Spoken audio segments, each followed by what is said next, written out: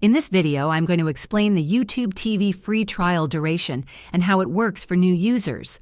As of now, YouTube TV typically offers a 7-day free trial to first-time subscribers, allowing you to explore its live TV, on-demand content, and features like cloud DVR without any cost. During this trial, you'll have full access to over 100 channels, 3 simultaneous streams, and unlimited DVR storage. To sign up, you'll need to provide payment details, but you won't be charged unless you continue using the service after the trial ends.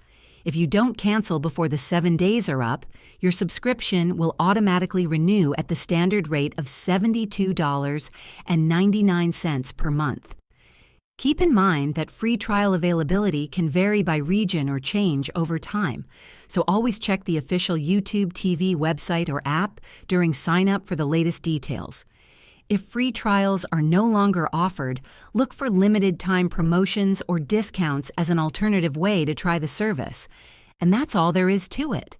If this video helped you understand YouTube TV's free trial duration, please give it a thumbs up and subscribe to the channel for more helpful tutorials. Thanks for watching.